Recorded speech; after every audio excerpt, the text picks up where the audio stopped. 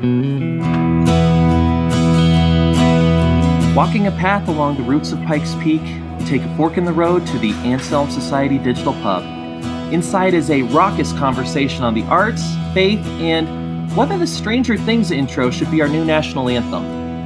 At a corner table by the fire are 4 people. One of them is playing his Nintendo while talking about Back to the Future and sipping new Coke. And that's me, Matthew Mellema. Welcome to Believe to See, a podcast of the Anselm Society Arts Guild. Here at Believe to See, we explore the relationship between faith, art, and storytelling. Our goal is to help you connect the great story, the great stories, and our own stories in order to understand what it means to live with a Christian imagination. So, now let's imagine something right now. Let's imagine you're the sort of person who likes to create stories. I know, probably not much of a stretch for our audience, but let's go back in time to the very first time you created a story that you knew was good. And not, pretty good for a kid good, actually good. What spurred the idea? What did you know that this idea had that was different from all the other ones you'd done? How'd you know that it was a real winner? Now let's fast forward in time. Maybe it's several weeks, several months, or several years in the future. Your first story was successful. Really successful, actually. I mean, people really seem to like it, and they're starting to ask what comes next. How do you create a whole new story? Can you recapture the magic? Is the process different now that there are, wait for it, expectations? Today's show will look at both of these events, creating your first story and creating the follow-up second story. And for both events, we'll be looking at the same book. What? How's that possible? Glad you asked. The book is Jack Zulu.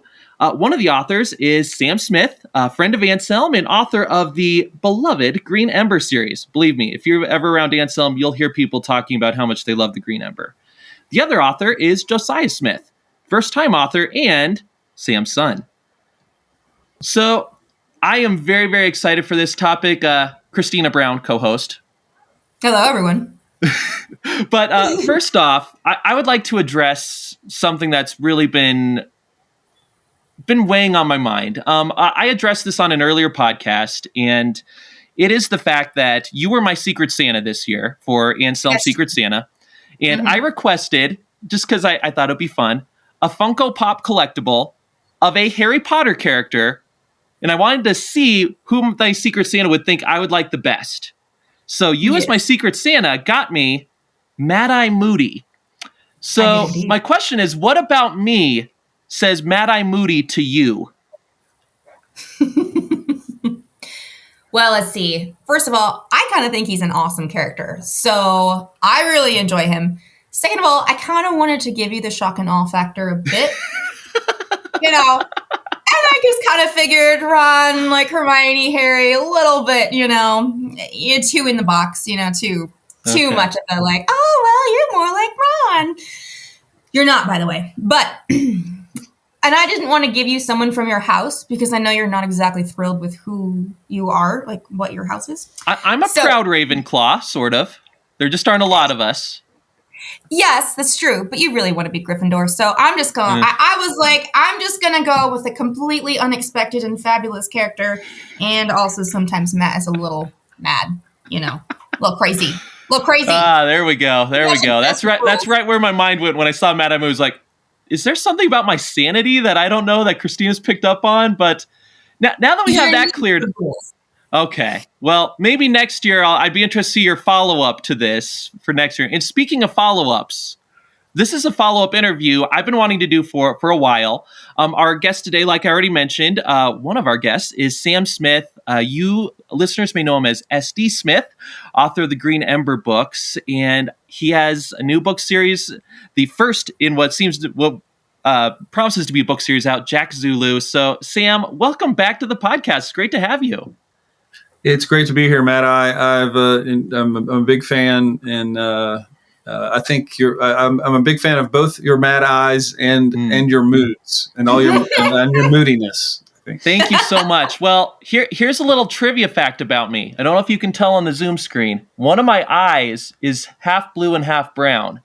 So I have been known for having weird eyes for a long time. So that is kind of nice. I wish I knew that. Just retcon that into the That reason. But our other guest today, first time at the table, very warm, believed to see welcome to Josiah. How are you doing? I'm doing well. Thanks so much for having me. Oh, absolutely. Thank you both. So let's start with the elevator pitch portion of it. You all have a new book out. It looks to be the start of a new series, Jack Zulu. So tell us about this book, what readers should know, all of that, like I said, elevator pitch material. Mm-hmm. I love how I was like falling asleep just with your gentle introduction. It's thank like, you. Is it boring? No, I need sleep right now. No, it takes you there. I'm feeling. We're in a digital pub, fellas. Yeah, I just want to keep my eyes closed. But then I wouldn't be able to see your many colored eyes and the beauty of that. But you paint such a picture that I think even listeners at home will be able to see. This book, golly, Ned, what do we do here? Oh, the pitch, the short pitch. Do you have a good short pitch? It's probably not very good. I immediately think of something that distinguishes it as sort of like everybody says sort of like the Lewis and Tolkien kind of a thing. Mm-hmm. Oh, we were influenced by Lewis and Tolkien, like. That's super unique. Way to go. But I think that like we say that this one's influenced by Lewis and Tolkien as well as like Spielberg and who else? Like Lucas and Spielberg. Yeah. Like that was sort of the feel. Like that's another set of cliches to be influenced by. But that kind of gives you an idea about the sort of adventure that we care about. I think that's true. If you read the book, I think it feels like people who grew up around those four people. Yeah, I think so. I think it's just as much like an American fairy tale as it is like a classic British sort of fantasy. Yeah, it's very rooted in a place, very rooted in West Virginia. It's funny because it's a lot about place. It's a lot about sort of. It's kind of there's the African and Appalachian sort of mix that's sort of on the front end, and then it kind of takes you into sort of a fantasy world, but it's very much rooted in sort of that like small town West Virginia thing. But so it's got a lot. I think it's got a lot in common with other sort of fairy tales or fantasy sort of adventures. But I think maybe the unique take on it is one that's very natural for us because of where and who we are. It's a very philosophical elevator pitch. Yeah, I know this is terrible. Yes, that sounds that's very philosophical. I actually wanted to ask real quick. I don't know if we said the title of the book and who the audience is. So can you just say that real quick? The book is Jack Zulu and the Waylander's Key, and it's I would say it's like a middle grade adventure story. Okay, awesome. All right, so something from that pitch that those listeners who may not know your background, Sam, might find a little bit peculiar is this mixture of West Virginia and the Zulus. So explain how your background makes that actually a very logical thing for you to write about.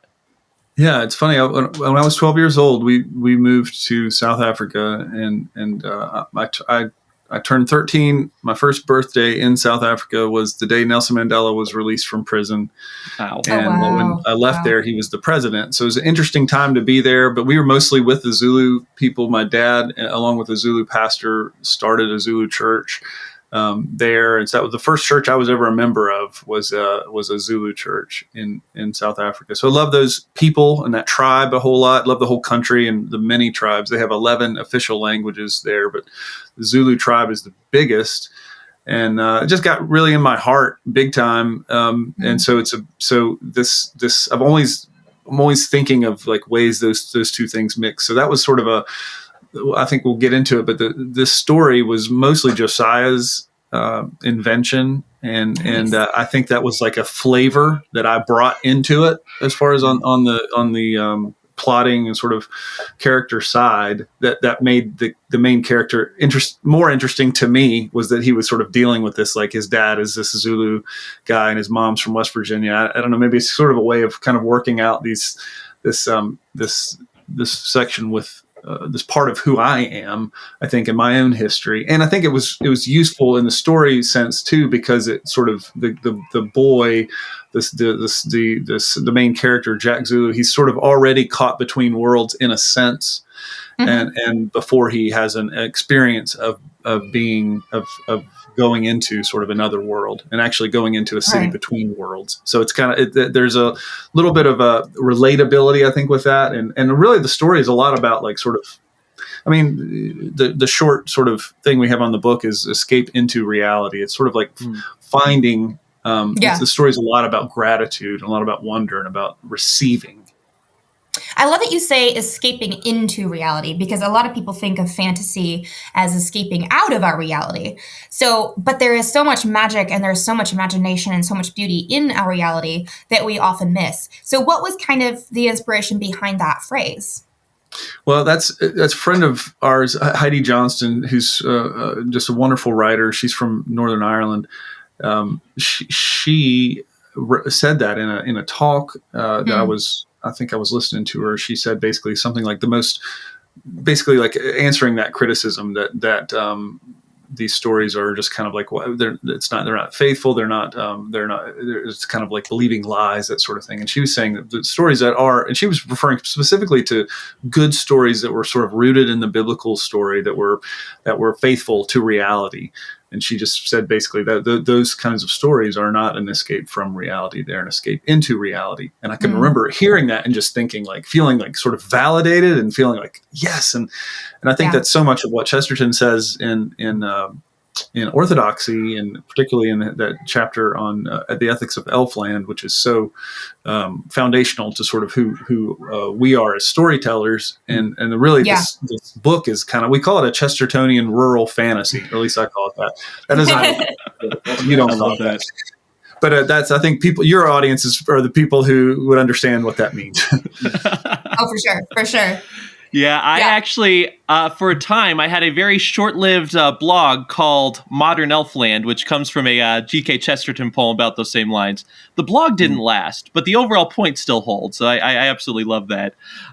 So Josiah, I'm interested to see where you come into play with this story. Your dad talked about his background and how that contributed to it, but it sounds like the germ of a lot of the action came from you. So tell us how that happened.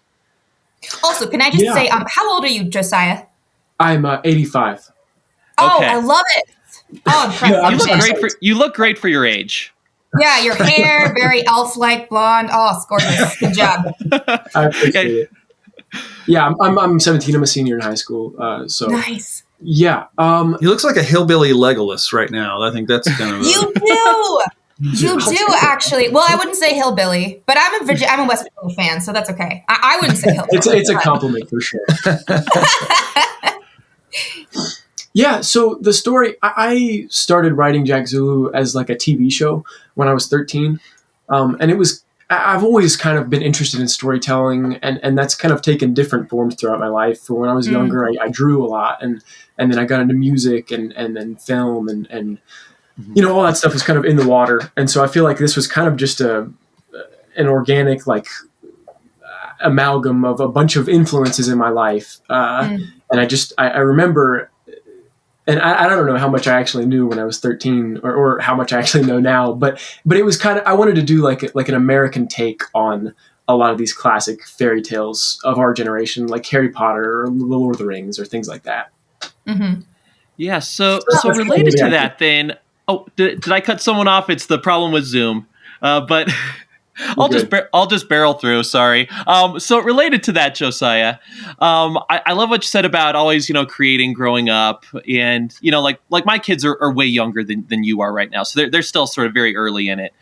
At what stage did you go from the I'm drawing, I like to do all this, to thinking, hey, this Jack Zulu idea, I know I was really young when I came up with it, but there's actually something here. We should actually do this. What did that look like for you?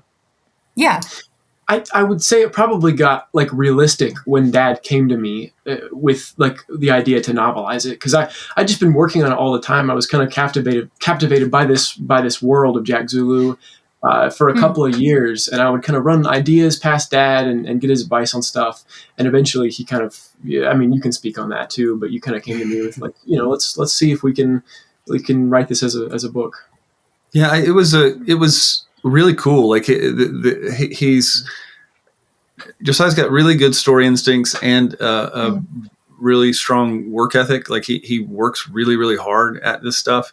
He's not afraid to. I think those are there's several sort of unusual qualities, I think, to him as a sort of at a young age, and I think the main one is he's not afraid to work, and so he worked at it really hard. He listens a lot. He'll sort of take in storytelling and filmmaking and musical sort of like instructions, all this stuff that like is available now. This is incredible. You can get sort of an education from a master class and from YouTube interviews and stuff. Like he's sort of a person who uses that really well, I think, instead of like me, which is just like watching like news bloopers on that's basically what I do with my free time. It's like if somebody says, a reporter says something goofy or wrong and messes up, that's what I do on YouTube. But I was literally watching news bloopers yesterday on YouTube, so I'm right with you. It's hard to beat, but he's like taking a class from Hans Zimmer and stuff, trying to understand how it works together with film and stuff. So he had really good instincts. He's helped me for years with the Green Ember books, just like story stuff. We would go on walks and I'd be like, here's the problem, and he helps me untangle that stuff. He's really good at that. Got great story instincts, works really hard, cares about the sort of the disciplines involved. Yeah.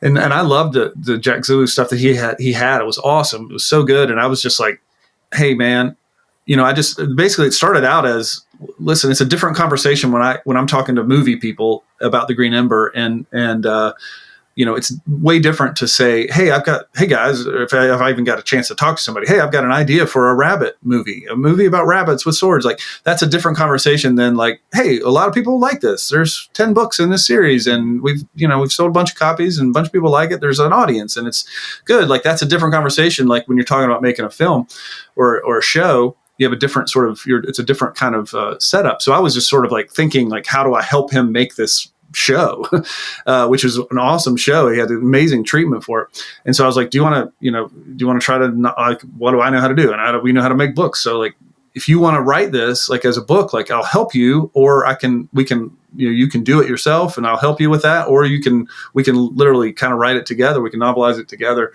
And he opted for that option. So it's really kind of like a long play to try to get a good show done. Actually, I don't think it really is. I think he's still working on the show. Like he thinks about it very visually. So he's setting up shots and stuff. Even when we're developing the story, he's like, oh yeah, on the show we'll do these kind of things. He thinks about it really, in a cinematographic sort of a way.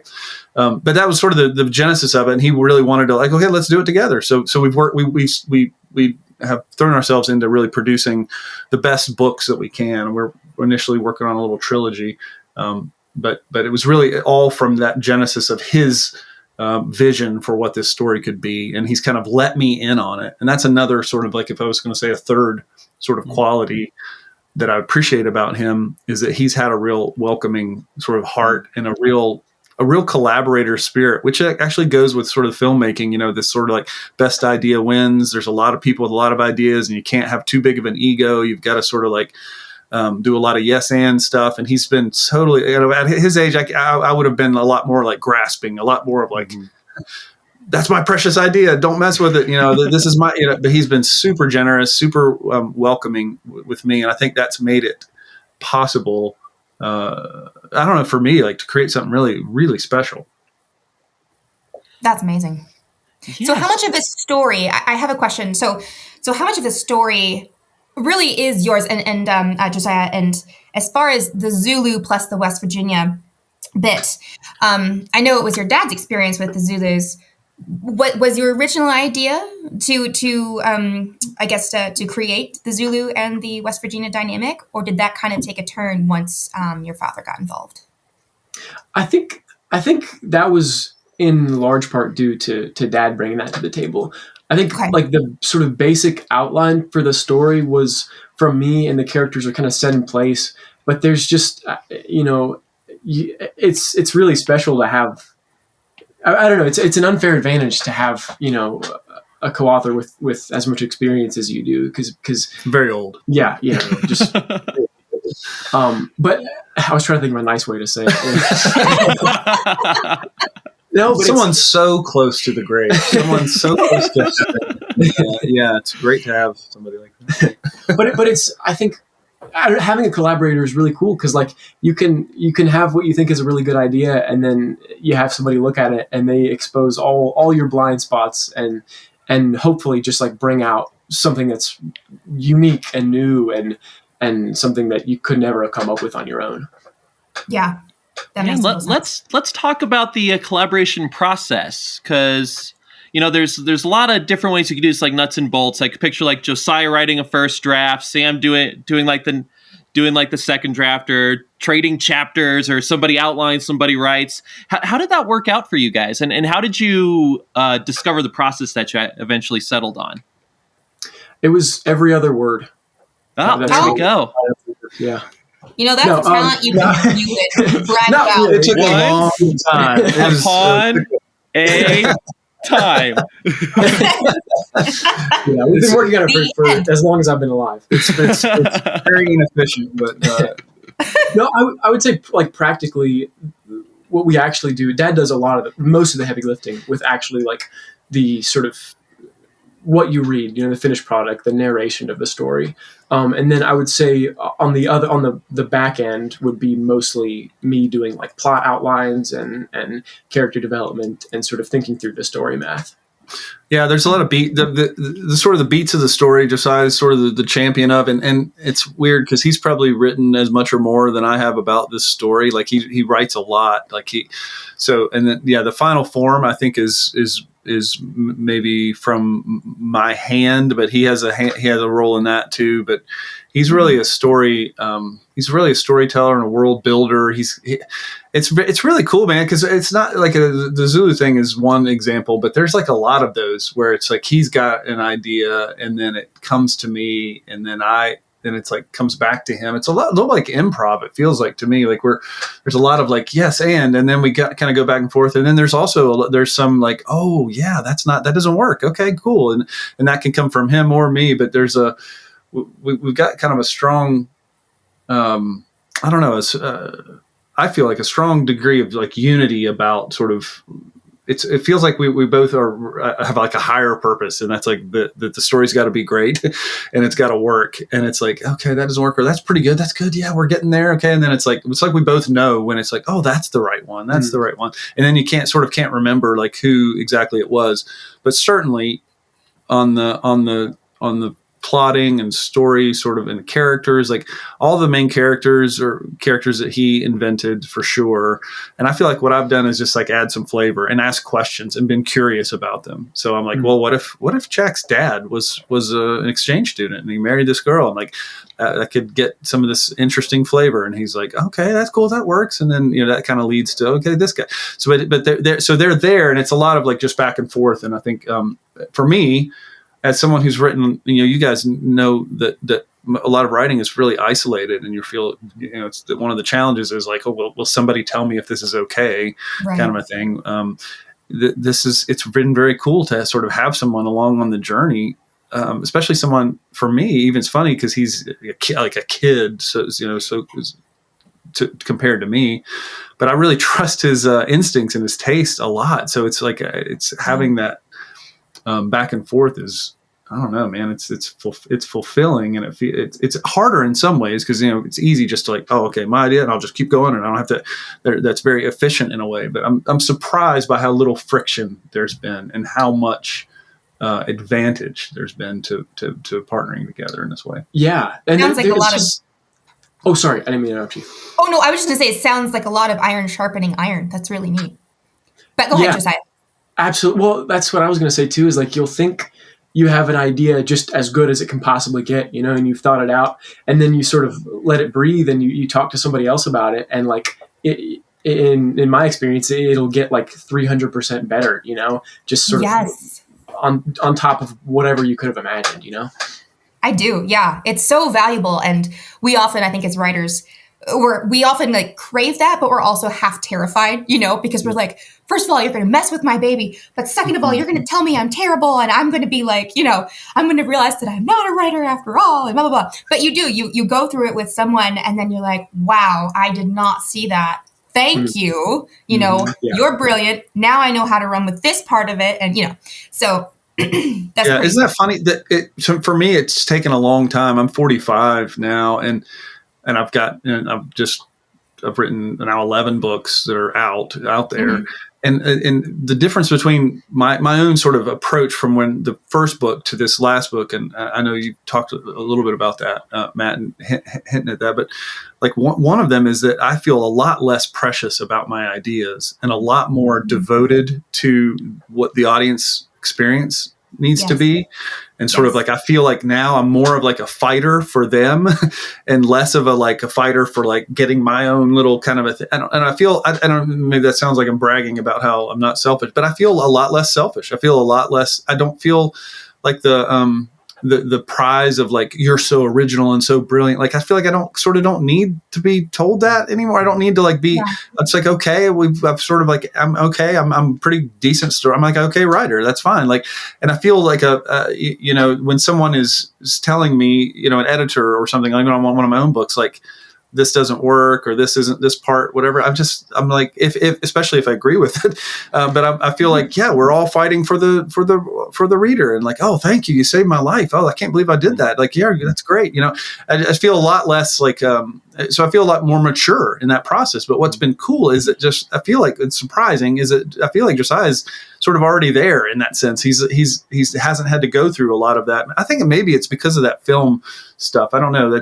Film is such a collaborative kind of a thing, and I think he's just his eyes are open to it. He's coming at it, I think, feeling a little bit more. I don't know. It feels like you have a more of an abundance mindset and sort of a scarcity mindset that's like, we're all going to get there together, and we're all, I don't know, it just really feels very focused on loving and serving the audience, which is something I talk about a lot. And I feel like I've had to learn over time, but I feel like you just are already committed to it and already there. And so that's so fun. It takes so much of the temperature down. If you're not as worried about like, oh my goodness, I've got to get, we're both really for each other too. So there's no doubt about like, oh, who's trying to get credit and what, like, this is my son. Like, I want him to succeed in this big, I want it to be great. And so we love each other. And I don't know, it's been an awesome experience to collaborate. That's amazing. Well, I'm just impressed, Josiah. That's a lot of natural humility I did not have as a young budding artist who at 17 finished her first novel very proudly, I might add. And it's one of those things I'm never going back to. So first of all, kudos to you. Yeah, thanks. But second of all, you guys are right. I really want to just touch on like just what you were saying about serving the audience. That's something that a lot of young authors, especially, or just not just young as in like, age young, but young as in like, I haven't done this before. You kind of want that self-glory or that self-seeking glory, but like serving the audience, especially as Christian writers, it's so important. And having that humility and recognizing that the gift of writing and telling story and creating that stuff is really a gift. And we, as creators and makers, are not given these gifts by the Lord, just cause, but they really, our talents really are meant to be offered back to the world and back to God and back to the body of Christ. And so I just, and obviously, at the Anselm Society, we believe in that deeply, and the whole purpose, like mostly, the whole purpose is like exploring that and helping other people to understand that the imagination and the offering of it to God and the exploring of it and understanding it is beautiful, and it's a way to serve each other and serve the Lord and really grow deeper in knowing who the Lord is and his great gifts to us and his love, et cetera, et cetera. But going back to kind of my original point, Matt, you're smiling like, but yeah, like what does that mean for you guys to take your gifts and to offer them back to your community and to the Christian people and non-Christian people? Like, what does that look like? And if you were to make maybe a 60-second statement, each of you, like, why is that important to you, and how did you kind of get there? Wow, that's a big one. That's a deep question. I'm sorry. It is. No, it's great. I love it. Yeah, I love it. I mean, that's why I love the Anselm Society so much. Is that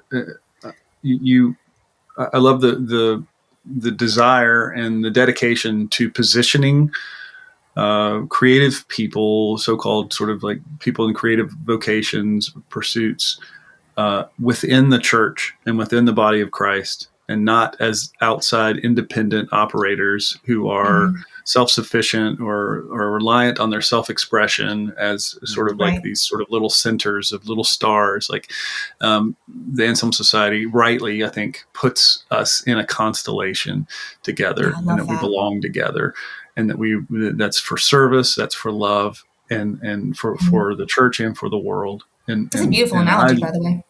I love that. Like personally, like that's one of my favorite things about what you guys do, and why I love being with you. Every time I'm with you guys, I feel like, yes, like we have enough people sort of like talking, artists who are just down on theology, down on the church, down on like, okay, like, oh, that's all just can only see the problems, which is natural for artists, I think, a little bit, to have antennas up and to sort of feel problems. So that's we've feel like we've just turned that into nonstop complaint about it's sort of a tedious sort of complaint about institutions and stuff. And I'm just like, man, the church needs us, and we need the church, and we need Jesus, and that there's not another way to find him. And so I love that about what you guys do, and I feel like that's our identity, is that we belong to Christ, and we belong in the church, and we are want to be faithful in our church, in our little sort of local manifestation, and we want to be faithful in our community, and that we are servants. Like, I think of this vocation of a storyteller, like that's a job. It's a job for people with aprons on. Like it's more than that, but it's not less than that, in my opinion. Like you show up and you're serving stuff. You're serving food. You're making, you're mining coal. You're doing something that is work designed to serve other people. And so I don't know. That is my, like, I feel that is so liberating to me. I think it's true, one, but then two, I feel so liberated by that and engaged by that.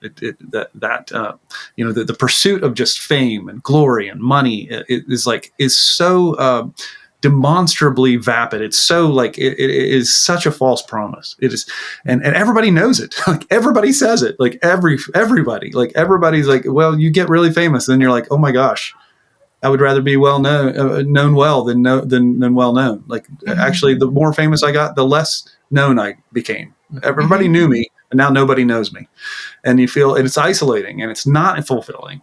And it's a fire that goes out. And it's the same with, I think, money. People with a lot of money are just, does that increase happiness? There's a certain level, I'm sure, that decreases anxiety, that decreases problems. I'm not saying it's bad to want to earn money and that kind of thing. But it's just like, it just doesn't fulfill. It doesn't do what we want. It doesn't answer the question. It doesn't answer the sort of the need of our soul.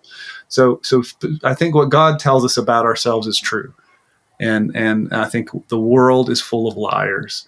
And the word is full of truth. And so when we receive instead of grasp, when we receive and we allow God to name us, our pastor actually preached about this, has been preaching about this recently, but like if we are all about making our own identity, like I can say who I am in whatever way, that's different than being named by God and saying, you belong to me, this is where you fit. So just receiving that as a gift and operating in our vocation out of that, feels, I am so grateful for that. And if other authors like can get ahead of me, including my young son, in realizing that and receiving that a little bit earlier in their path, but just try to get there to where you're getting to where you're receiving from God and allowing him to name you. And that has so many great implications. This is way more than 60 seconds, but that can make sense of the fact that, that I'm not as famous as Harry Potter, or not Harry Potter. He's a character. As Mad-Eye Moody, not as famous as Mad-Eye Moody. But that I don't have to be. Like, that's okay. And I don't have to be C.S. Lewis. I don't have to be J.R. Tolkien. Like, the world doesn't need that. Like, I can be who God made me to be and serve the people that he wants me to serve. And that can be a small group, a relatively small group, or a big group. And I can keep trying to make it bigger. That's fine. That's a big deal. But like, there's a sense of rest in that. There's a sense in like in that mission, that vocation. So you just pick up where I left off and say all the things I didn't say. Yeah. No pressure. I mean, I feel like you touched on it a little bit, but I think maybe the sort of what I took away from your sermon there was like, it's not to treat art so highly, right? I mean, maybe there is something. I think there is something really like divinely special about it, but I think maybe there's also something divinely special about like plumbing or making chairs or something. So I feel like, and I'm not the first person to think this, but like it's a craft, it's a job, it's not a sort of separated like higher calling. Although, but maybe all things are. I don't know, and I'm still sort of formulating my worldview and my thoughts on all these things, obviously. Sure. But it seems like treating it as a craft just as much as art is. I mean, I think that'll make you a better writer, and it'll probably make you like a better Christian too. Mm. Yeah, I really liked what you all were talking about. You mentioned this, Sam, with how you feel you've matured in getting feedback through your various books, and that really resonates because I'll admit I dread getting feedback from people because my first impulse I need to fight against is to feel like they're attacking me. It's like wow, oh no, and I think the way you conceive of your art project really helps to combat that because is your art like just this deepest expression of the quote unquote real you? Well, if so, then if somebody's attacking your art, they're attacking you and you should get defensive. But is your art instead something you're crafting to be of service to other people? Well, in that case, you want it to be of as much use as possible. So any criticism is just going to be helpful in it, and you're not attacking the core you. They're attacking this thing you're trying to make to serve others, which is a very different conception. So that I find that super helpful. And to the point of the way, like your conceptions of storytelling, Josiah, your dad touched on this a little bit already, but I want to hear what it was like growing up, basically growing up with the Green Ember around. Your dad talked about how you'd help him with different story stuff and all that, but how do you feel being in that Green Ember world of creation help your current artistic pursuits? Yeah, and how old were you when the Green Ember was, as a story, begun to be told to you? That was poorly phrased, but No, I think I've probably always been around with it. If I don't really remember when you started telling those stories, Dad. I think you were a baby. Yeah, you were a baby when it started with Anne. And I think the Green Ember was probably published when I was 9 or 10, something like that. I'm not quite sure on the dates there, but so I feel like it's always been around. And I would say the biggest, it's a huge unfair advantage to have that just sort of in the water growing up. Because I think partly it feels like realistic. It feels like storytelling as a profession is a possibility. And I think like so many people, even kids who love to write, like that's just not, that's not an option. It's not something that you can, make money with. That's how it felt for me. Right. You grew up with that. Growing up is like just you don't think about writing as something that's a possibility, and I think that's a blessing that I've had. Is like, it feels like you could do that if you wanted. If you work hard, you can be a writer, and you can live off of that. Yeah, and so now related to that for you, Sam. You have touched on this, but I'm just really interested in your view of, you have the Green Ember, again, it's successful. We all love it. It's gone great. When in that process, as you're writing the series, writing different books in the world, are you thinking, okay, maybe at some point I want to go to this other series? When does that start being in the works for you? Yeah. All along, I think that's and I didn't sort of the Green Ember kind of happened to me in a way. It was like an interruption to what I otherwise would have thought of as like sort of my writing career or something. I literally stopped writing a book called The Secret of the Valley because we'd gotten to a point with the stories that I told the kids, the Green Ember stories I'd sort of told the kids, particularly my oldest Anne and Josiah, that they were like, Daddy, you got to write this down. And it just felt so right to do that, and it felt actually disconnected again from sort of like the profession of being an author, selling books, that kind of thing. It felt more of like, I've got to write this down because it's like a monument or a memorial to our time together. Yeah. These stories. So that's really one of the main motivations, was like, I was not gullible or naive. I thought most stuff just doesn't succeed. And I was like, this is going to succeed because my kids are going to have this memorial of like what we did together, and they're going to have it and they can share it with their kids. So I was like, that's awesome. That's going to be fun. So that was like sort of mission accomplished before the Green Ember was even read by anyone else outside of our family. It was already a success to me. And so all this stuff's just been like bonus, which has been really kind of a pretty amazing and cool bonus. But all along, so I stopped writing that book. It's funny because when I finished Ember's End, which is the fourth and of the main 4 books in the Green Ember series, when I finished that, I felt like, I was so grateful that the Lord like let me live to sort of tell this story, and I sort of had my faculties, and I could I thought I did like a pretty good job, and okay, good. I was like able to sort of bring that to a conclusion. I felt really grateful. I went back and finished that novel that I was writing at the beginning of the before the Green Ember. I went and finished the Secret of the Valley. And so I've been writing other books here and there. So there's a few others, but again, it was kind of like, it's not just a question of like, what will I write, but like, what will we share with the world? Mm-hmm. And there's a few things out there. Like I've written a really goofy book called Mooses with Bazookas, which is just like silly, kind of funny, goofy stuff, and a few other things. But it's like, what do you share with the world? And when this came along, it felt like very, very right. When we sort of started talking about it, it was like almost like a no-brainer. Like, oh yeah, this is the perfect thing. Not just because it's like my son and we want to do this and together and I want to help him, but because I loved this so much. It's him, and it's really, the story is his in so many ways, but I feel like it's me because it's like small town West Virginia. It feels very fulfilling. It felt like the perfect thing to do next. It's got a lot of the same heart as the Green Ember, so I felt like it would be generous for our audience, that they would like, it wouldn't be this wholly different thing, but it's different enough.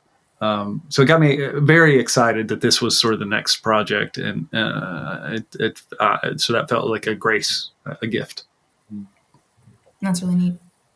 Awesome. So this is kind of a rapid fire question because I'm very curious about this. We're running a little low on time. So one of the things I find very interesting about Jack Zulu is that it takes place in the 80s. So, judging from my timeline, the 80s were when Sam was a kid. So he probably has some good nostalgic memories of that. But I do know that for a lot of folks in Josiah's generation, being 80s retro stuff is very in. So whose idea was it to set it in the 80s? It was me. Hey, that's a Josiah special. I like it. Yeah. I didn't even remember that. Because it was always in the 80s? Oh yeah. It was. Yeah, part of it was like, I was young and I wanted to, like, all my friends were watching Stranger Things, and like my parents didn't let me watch it, so I was like, dang it, I really like the 80s. The 80s are cool. Let's He wrote it out of the. He's since seen it, and it was a big letdown. It's a great show. It's pretty good. That was natural for me too. I love that, just because it's kind of the cool, like, kids on bikes without cell phones is kind of such a cool, like, because of limits, because the limits of that time are so appealing as a storyteller. But I didn't remember that. That's right. It was you. Yeah. It's always been in there. I feel like that's the structure of the story. It's like, it feels like a classic adventure that just, I don't know, it feels right for that. Well, you love like Spielberg and those kinds of stories. You love the 80s movies, like definitely. Yeah, and I was an eyewitness, so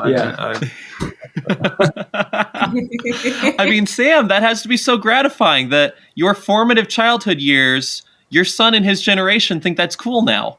Yeah, I am extremely cool, and I think if we take nothing away from this, then that would be the thing. I'm very cool, and it's been universally validated. I think that's That's what we can all agree on. So what are y'all's plans for Jack Zulu in the future? You mentioned like you have a trilogy in mind. Do you plan on maybe going beyond that? Is it just a trilogy? Are there other like side quests you can have in there? What are y'all thinking? Yeah. So ideally, what we have in mind right now is a trilogy for Jack Zulu. But I think one thing that's cool about having a fantasy world like this is there are a lot of doors, around the back and through the side, and just different ways you can tell stories in this world. It's got a little bit of, I think there are some cool ways to explore different genres and different different stories to tell in the Wayland, the world of Jack Zulu. So we have some ideas. We haven't really formulated much beyond like a trilogy, but there's definitely some stuff in the mix there for sure. Yeah, we wanted to do more than just make Jack is sort of our introduction. Like if you think about sort of the wizarding world, that there's lots of different kinds of stories that can take place in that. So it's not just, but Harry Potter is sort of the gateway drug to that. Or I don't know how well they've done that actually, but we wanted to do that. That's sort of the world is the Wayland, and sort of the series is Waylander, sort of the big sort of idea. But Jack Zulu is our first foray into that, and I think there's huge opportunity for because they go into a city between 12 realms, so there's just all kinds of there's literally all kinds of doors open that they can go into, and different characters can. So I like that. I think I naturally sort of the Green Ember world is like that in a sense. It's a big world, and there's a lot of different it's a big universe that stories. I get letters and stuff from kids all the time who are like, why don't you tell a story about, because I leave these little breadcrumbs and doors open. So I think the Wayland was intentionally built with that in mind. Yeah. And I think, so I hope that Josiah particularly, but both of us are telling stories in that world for a long time. Oh, neat. I was going to ask too, like, do you imagine to be writing in the middle grade genre for this? I mean, I'm thinking too, like you use the example of Harry Potter a lot. And of course, Rowling famously started writing for 10 to 12-year-olds. And then as the books and the years increased, like the themes got a little deeper and heavier.